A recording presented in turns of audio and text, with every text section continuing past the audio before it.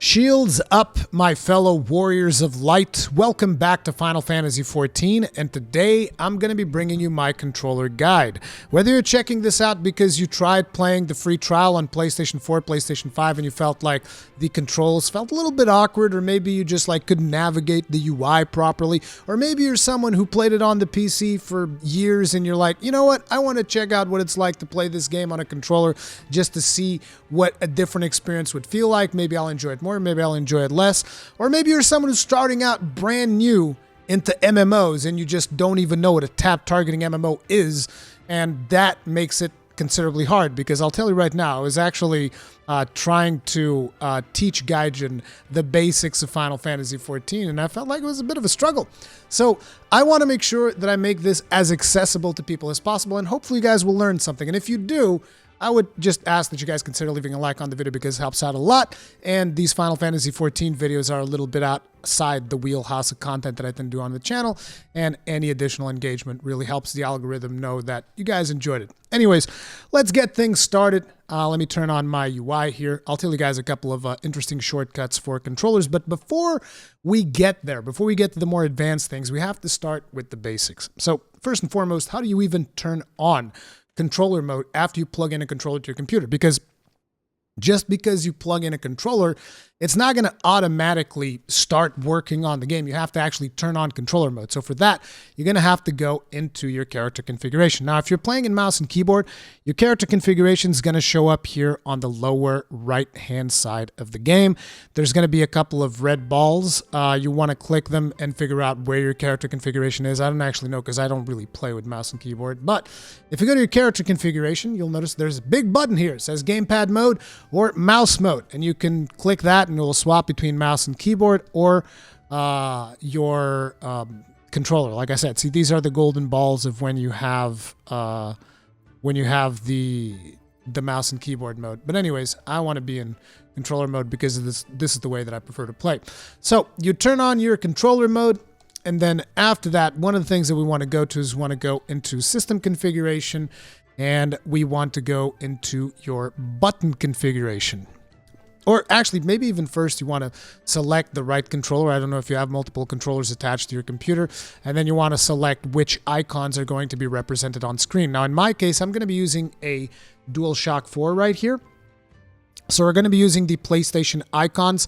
And I'm going to show you guys what this looks like on screen. So if we go to button configuration, hit begin, you'll notice that, you know, there's like a display here of a controller, and this is where each of the buttons is. So the triangle is the button that is highlighted on screen right now. Circle is the button highlighted on screen right now. So I'm just doing this in case you have an Xbox controller that you're playing this on. Then you can kind of understand which buttons I'm referencing to when I say, oh, you press cross, you press circle, you press square, right? And also, these are the actions that I have assigned to my faceplate buttons. You can change these later, but I'm going to be using the default ones, which is jump for triangle, circle for cancel, X for select, target, and confirm, and square for opening map and subcommands. Then you have select for select of HUD, and I want to make sure that you guys understand something. If you're on the PlayStation side of things, this button is going to be different. It is going to be your touchpad instead of the select button, because the select button is a share button on a PlayStation controller, right? So the select button here is going to be your touchpad.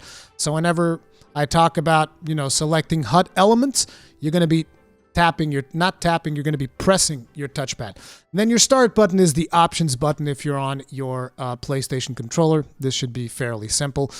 We have here the left stick to move your character, right stick to move your camera. This is fairly basic stuff. And then we have the triggers for highlighting the different hotbars of the game. This should be given to you in a tutorial if you start playing on a controller, but some of you guys are going to skip that tutorial. I know what it's like. Nobody likes doing tutorials in games. It's much easier to just watch a YouTube video and get all of the information in one go. So I'm not going to blame you. It is what it is. But basically, I have almost everything set to default with the exception of pressing down on the sticks, but we'll talk about those later because these are some interesting things that hopefully you guys will learn from me with this video. But anyway, let's hit circle to go back on everything, and we are at our most basic settings here. There's going to be a difference in UI because my UI is already customizable. If you want to, it's already customized to my liking. If you want to mess around with that before you start the video, then you can go into your HUD layout and you can customize it however you want, play around with it. You know, doing a video on HUD customization would be like an endeavor onto itself, so we're not going to go there. So I'm just going to assume that you have the basic settings on your controller. So how do I do things? How do I navigate through the UI, for instance? Like, say, I want to click on that quest that you got over there for want of memory. That's a relic quest. There's no spoilers in there, so you don't have to worry about that. But like, if you want to navigate to that thing, well, if you're playing on PC and you're using like an Xbox controller, then you're going to hit the back button.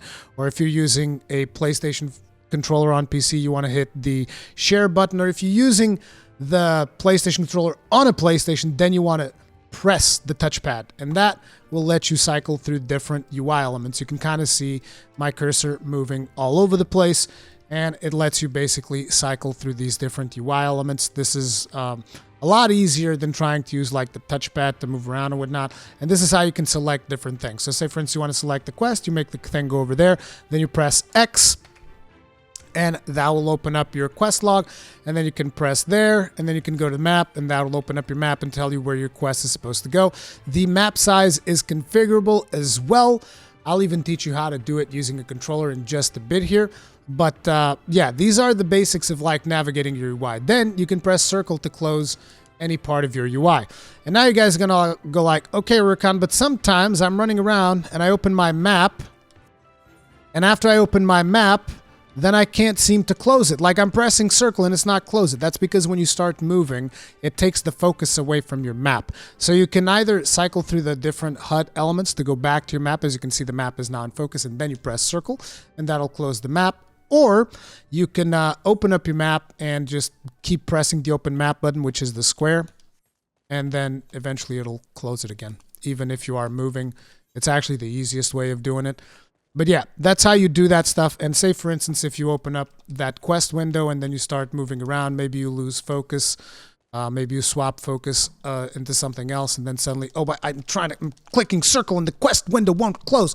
That's because you don't have the HUD focus on there, which is why you have to use the select HUD in order to get there, and then you press circle. Always pay attention to that little hand, which tells you which HUD thing is currently active, so that if you need to close something, you need to make sure that you navigate there and you close it. On PC, you would usually just keep pressing escape until everything goes away. On console, it doesn't work like that because circle is also used for other things. But that's like the basics of navigating your UI. You need to practice this, you need to learn this. So now let's talk about using your abilities. This is, again, very simple. You press the right analog stick.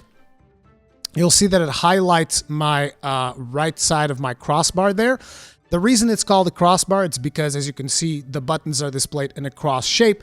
And the reason they do that is so that it makes it easier for you to understand where each of the buttons goes. So when it comes to the controller, you're going to be using your faceplate buttons, which are these.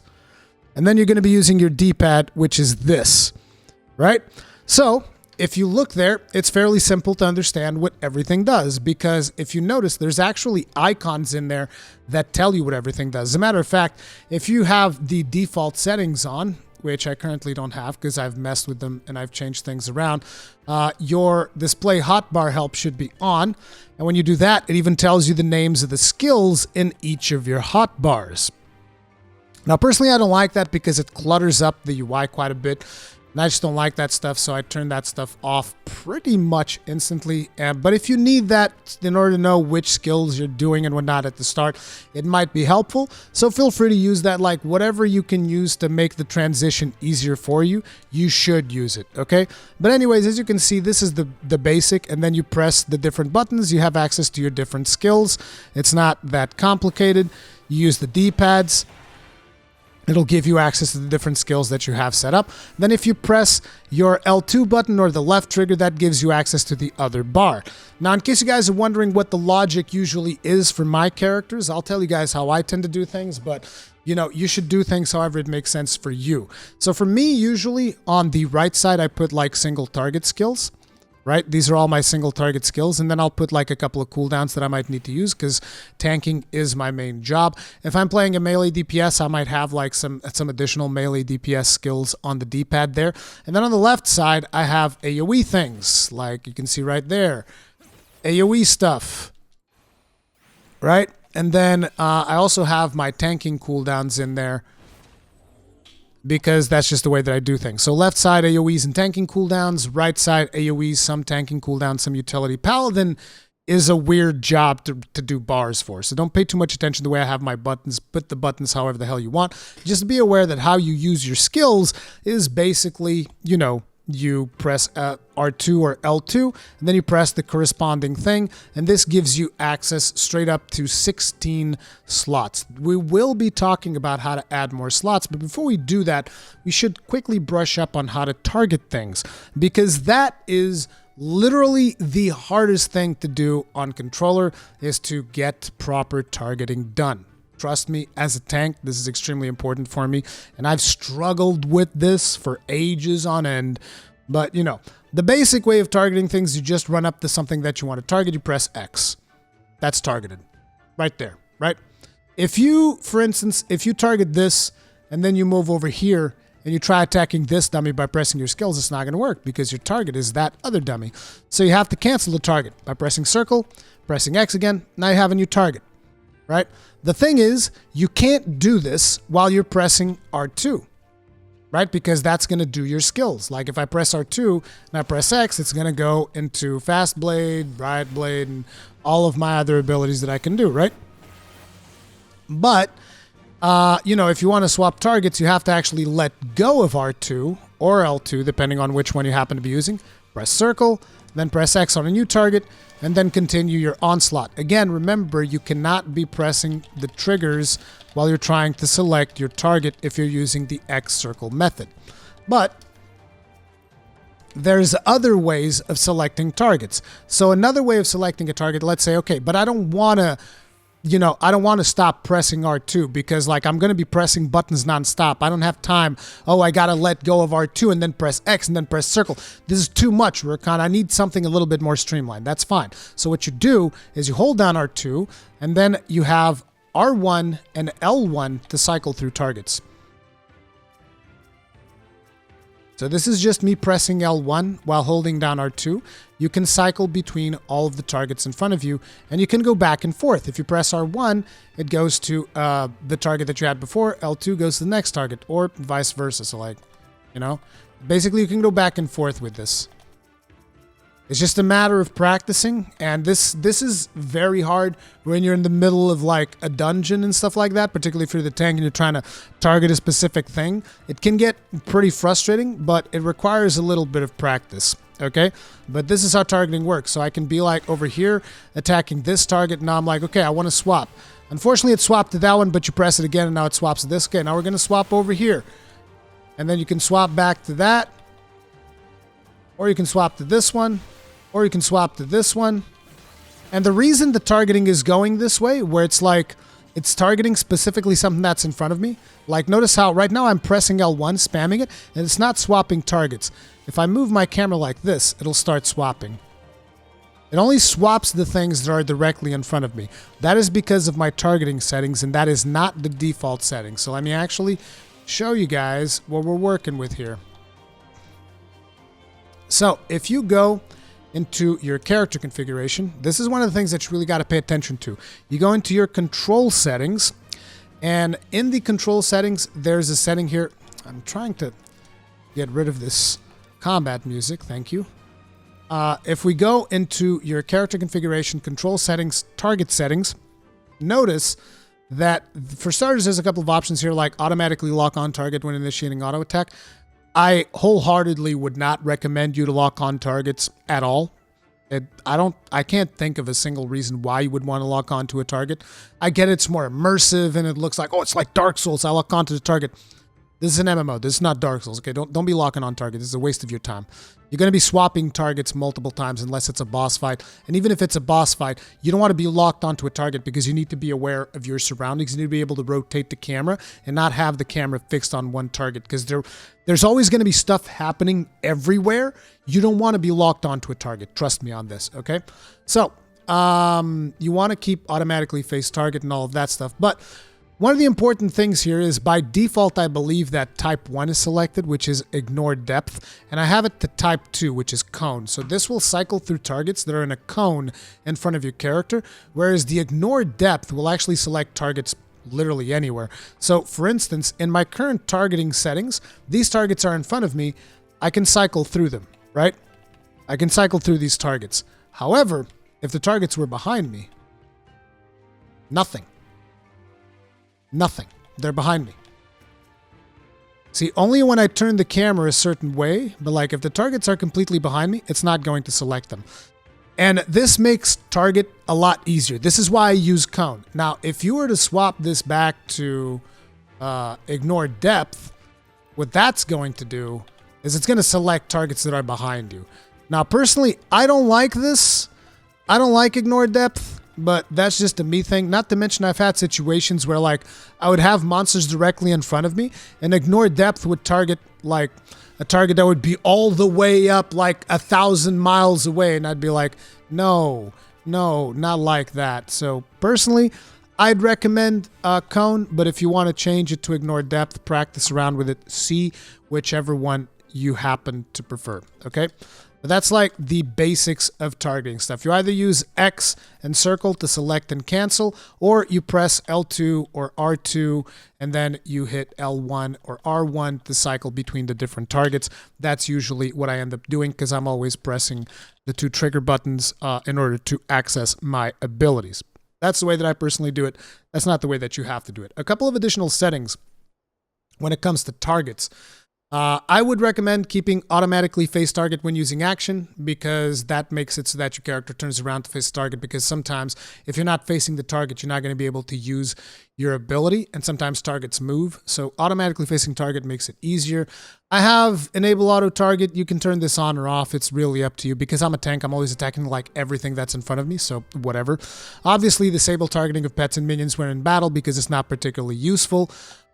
Switch target circle to target select. So what this does is there's another way of selecting targets, which is if you're not pressing any of the triggers, you can use your D-pad, and your D-pad actually allows you to select targets, although I think I have that turned off because I wasn't using D-pad for target selection. So yeah, but basically there's a way in which you can select targets. So like if I do this, for instance, I'm selecting my character, but it's not a hard lock. It's a soft lock. So this will allow me to cast things onto my character without necessarily locking onto it. So like I can do this, and now the target is gone, right? So I can be selecting this, and then select my target with a soft lock, do clemency, and I still have my main target selected. That's something that you can configure the D-pad to do, but personally, I try to keep things a little bit minimal. But like I said, target selection is one of the hardest things to do, so mess around with it. Basically what this does is instead of you having that switch target to soft lock, it will instantly lock onto you whenever you do this circle select, whatever, right? Again, these are things that you're going to have to try out for yourself. This is what I would recommend. You should play around with it and figure out what you want. Another thing, ground targeting settings. Some characters have ground target abilities. The Paladin doesn't have those, so I don't tend to use these all that much. I would recommend turning on limit ring movement to targeting range because, you know, sometimes you'll be able to target beyond your range. And with a controller, you know, with a mouse, it's very easy to just like place the target where you want to. But with a controller, it's a little bit more challenging. So I'd just be like, limit it to your targeting range so that you're not constantly struggling to place something down. And press action twice to execute, because otherwise you have to press your skill and then stop pressing your bar and then press X, and it's a hassle. This way, you just press the ability twice and boom, it gives you the target and it fires it off. That would be my recommendation. You want to make sure that you display target ring, display target lines, and display aggro lines. This is important because it's going to show you when certain things aggro you, so it's useful to have. And then there's filter settings. These are the settings that I use. You can feel free to play around with this as much as you want. Healers might need different settings. So these are all things that you have to kind of like figure out for yourself. But this is like the basic one that I use. And I use this for all of my characters. I also have enable target cycling when weapon is sheathed. I can cycle through non-party player characters, party members, everything, but when my weapon is drawn, I'm only cycling through non-party player characters. This is because you can cycle through your party. Like for instance, let me summon my chocobo here, and I'll be able to give you an example. You can cycle through your party using up and down on the D-pad, which makes it easier for you to target things on your party. But you won't be able to target other players this way. So sometimes I might be like in a place like in a Bosja or in Rurikhan, and I see a player that needs help, and maybe I can clemency them or something. I will use the left and right analog stick to target them when my weapon is drawn. So that's why that setting is there. And then aggroing enemies and NPCs and objects. There's some customization here for targets and stuff. I don't use everything. They really do give you a lot of options, and some of these just require you to play around with it and figure stuff out depending on what you want. There's also some character settings here, just like for displaying headgear and whatnot. I'm not going to be talking about this. One thing that I would recommend, and this is just like in general, is that a lot of times when you're playing Final Fantasy XIV, it can be overwhelming with the special effects on screen. So if you ever find yourself to be like, oh my god, I can't see a damn thing with all these special effects on screen, try putting your party effects and other effects to show limited, because that might help you out cleaning up the cluster of effects that shows up on screen at any given time. So that's just like a general tip that I can give you there. Now, another thing for control is the movement types. And this is a bit of a struggle for me. And that's because right now I'm using Legacy type, but Legacy type is not the most perfect thing that I would like. And the reasoning behind that is that you'll notice that the camera auto-adjusts when I'm moving. This is not necessarily something I like, but what does Legacy type do for me that the other types doesn't do? And let me also get rid of my pet here. We don't need him anymore. Thank you. So what Legacy type does is that when you press back on your stick, your character turns around and runs. You guys are like, oh wow, what a fantastic thing, Rurikhan. That's amazing. Really? Yes, because the difference is if you go into standard, what happens is your character is going to backtrack like this. And I'll tell you what, I like standard for the strafing. I love the strafing in standard. This is 1,000 times better than Legacy when it comes to strafing. The problem is that you can't go back on a whim. You have to like turn your camera and like strafe left. So you lose time doing this, and sometimes this will cost you in terms of like certain abilities that bosses do, like certain telegraphs. You'll get hit by them because you're wasting time turning your camera. Whereas if you go to Legacy, then you can just do this and run away. Right? You can just do this and run away instead of like slowly backtracking. It's like there's a case to be made for both. If I could have Legacy without this, like, look at this. I hate this. If I could have Legacy but with strafing, I'd be a million times happier. But unfortunately, you have to take the good with the bad. And you get this like auto camera adjustment thing. And as far as I can tell, there's no way to turn that off. I've tried a million different things. There's no way to turn that off with a controller.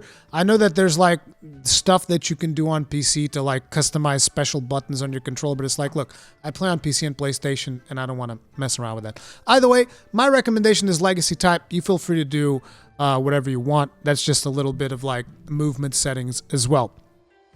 But now, let's talk about getting your bar a little bit bigger, because you'll notice that you're like, Rurikhan, okay, so you have like your 8 abilities on the right side and your 8 abilities on the left side, but there's more to your bar than that. There's like 4 abilities on top of that on the right and the left side, and then there's a third hotbar with more abilities on there. How do you access those?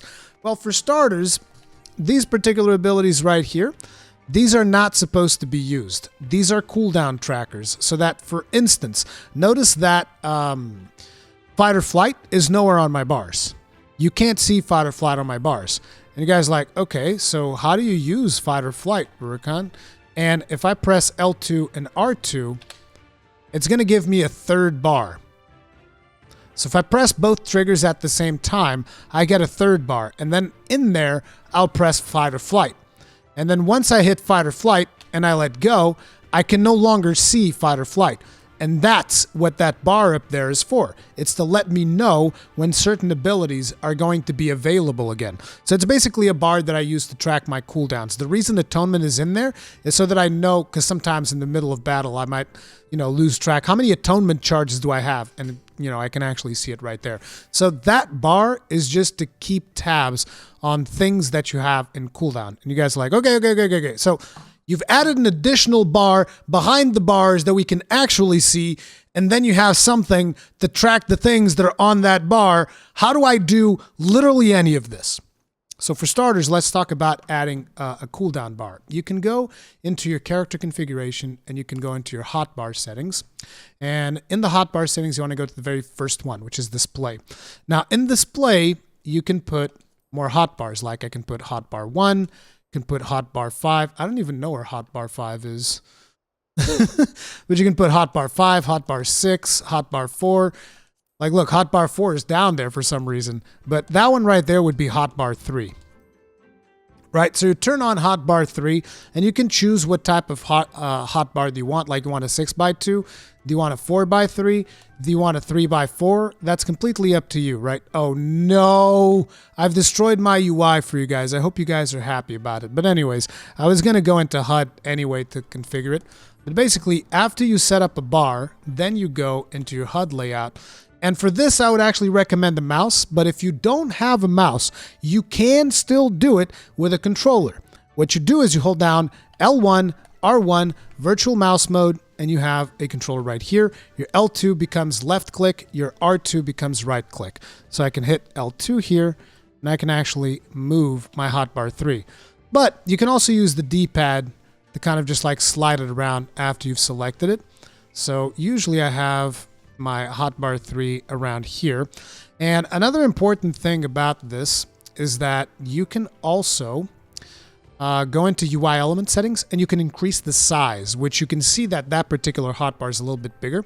So there's some zooming functionality here. I have that one at 160 so that I can see the cooldowns a little bit better, right? But that's how you add hotbars, which is in the menu, and then you go to your HUD and you decide where the hotbar goes. But like I said, messing around with your UI, that's like a whole video onto itself. But that's the very basics of how to create a cooldown checking hotbar. Okay, so what about the additional hotbar in the back there? How do I get there? Character configuration, hotbar settings, cross hotbar, and I actually think it's in custom. Yeah, enable expanded controls with L2 plus R2. Now, an important thing about this is that there's two ways of doing it. See, right now I have both of them giving me cross hotbar 3 right. You can have as many cross hotbars as you could possibly want, and you can swap those. But basically I chose cross hotbar 3 right for both of them. So the idea here is if you press L2 and then R2, it can give you one bar. And if you press R2 and then L2, it can give you another one. But I made it in a way where it just gives me the same one every time because I kept messing that up. The more I tried adding more and more things, I realized like, okay, in the heat of battle, it's just too hard for me to keep track. Oh, did I press L2 first or did I press R2 first? So I just made both of them give me the same bar. And the way that works is basically, like I said, it's hotbar 3. So if you press R1, you can see that there's a little menu that shows up. And that menu tells you 1, 2, 3, 4. So you can have 4 hotbars. And then on the left side, there's 7, 6, 5, 6, 7, and 8. So those are the different hotbars that you have access to. See, that's bar 5, that's bar 6, bar 7, bar 1, which is the one that I use, bar 2, which this is an expanded cross hotbar that I'll talk about as well. But if you guys noticed, I said that I was using cross hotbar 3. Cross hotbar 3, right size. So anything that I put on this bar will always show up whenever I press L2 and R2. See, it's the exact same bar. And that's how you customize it. You change it here to bar 3 by holding down on R1 and then pressing X. and then you just drag abilities in there. So like you go into your actions and traits, you can just straight up drag abilities in there. Like, oh, I want Total Eclipse, and you can select and put it in a place in here. Or if you want to actually drag the abilities like this was a mouse, remember that shortcut I told you? L1, R3, virtual mouse mode. L2 is left click, so you just press L2. You can drag abilities to wherever you want in case you don't want to use a mouse at all. You can still just plug a mouse into your console or whatever to set up your bars and then just play using the controller. But this is also to show you that you can do literally anything that you do with a mouse, you can do with a controller as well by using virtual mouse mode. So let's press L1 and R3 again to make that go away. And now you guys know how to actually make that particular cross hotbar 3 show up. Like for instance, say that you guys actually don't want that to give you cross hotbar 3 because you're doing something with cross hotbar 3. You can come in here and you can go like, okay, I actually want L2 and R2 to give me cross hotbar 3 left. Right? And for the purpose of this, let me just go ahead and go to cross hotbar 3, and on the left side we will just add we're just going to fill it up with Iron Will, right? So what happens now is that when you press R2 L2, it'll give you that cross hotbar 3 left, and if you press L2 R2, it'll give you my original cross hotbar. So this is just to give you an idea that this will give you access to more skills if that is something that you want. Personally, I don't do that because, like I said, in the heat of battle, it's a pain in the ass to figure out which button you pressed first. So my recommendation, use it for the same one, and that way you're never going to make a mistake with it. Now, the additional bars that we have on there is this, the WXHB, which is, I think it's called the wide cross hotbar or something like that. And you can also increase the things that you get with the wide cross hotbar, because if you notice in mine, I only have 4 abilities. You can actually have 8 abilities in there if you want to. There's a lot of flexibility. So as you can see, this wide cross hotbar is simultaneous L2 or R2 double tap. They say and. I don't know why they say and, but it doesn't really matter. So display left with L2 double tap, display right with R2 double tap. So the way that I access that is like if I press R2, it accesses the right crossbar. If I double tap R2, it accesses that and gives me access to my passage of arms, my shield lob, and other things, right? And if I tap it on the other side, I have access to my shirk, my cover, and my hollowed ground, as well as my, what's that called? Iron Will, right? So it's a double tap thing, gives you access to those 2 additional bars. And like I said, you can go in here and you can configure these to have more buttons. Like you'll notice that now they have additional 4 buttons. It's just like, I don't want to mess my UI. It took me a long time to get my UI in a way that I like it, but you can clearly see that there's additional buttons here to place these on, and you can see additional buttons on this one as well. But one of the things that you will notice is that you can't actually customize this bar. So if you try moving skills off of here, it won't work. That's because this is referencing another bar. So if we actually go character configuration, WXHB, which ones are these? Cross hotbar to left, cross hotbar to right. So in order to change those, you'll have to go cross hotbar. Remember, I told you 1, 2, 3. We're going to go to 2, and there they are.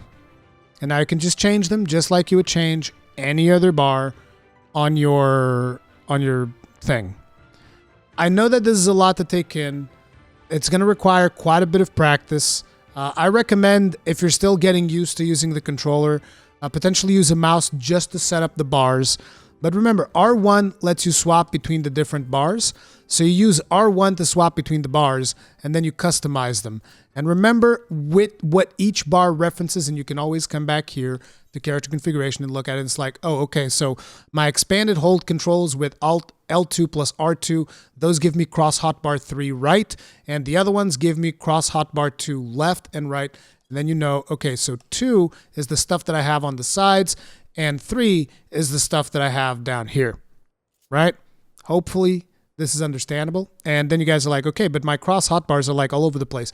You can customize where they go. So if you scroll down to the bottom here, there's an option somewhere. Where is that option?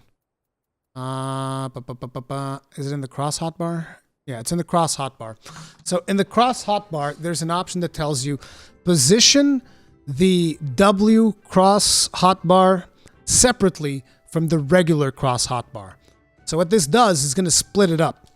And that way, when you go into your HUD layout, you'll notice that you have...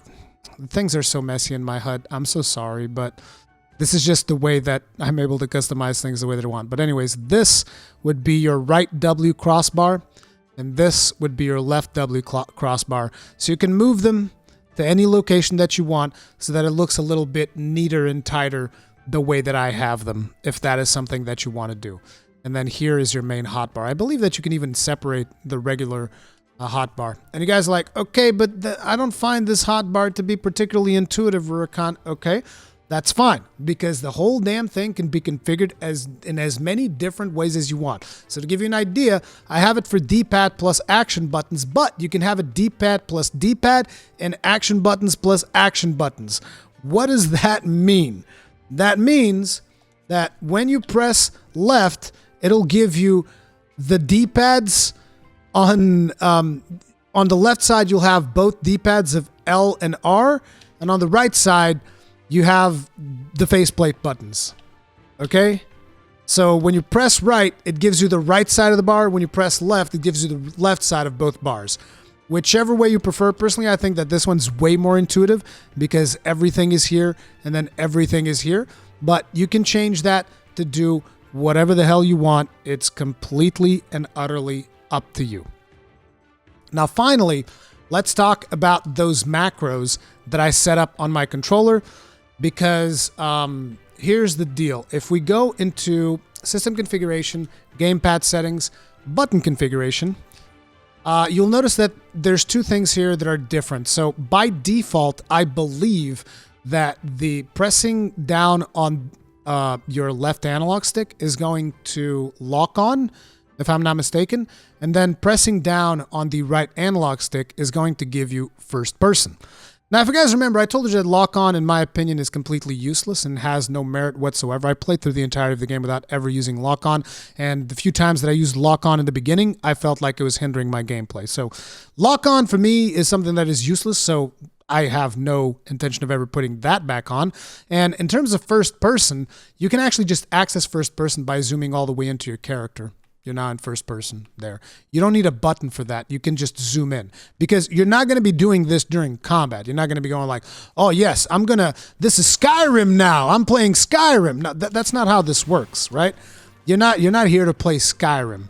So, and by the way, the zooming in case you guys are wondering, the way that you zoom into your character is you hold down on L1 and you use the right stick up and down, and it'll zoom in or zoom out depending on what you want to do.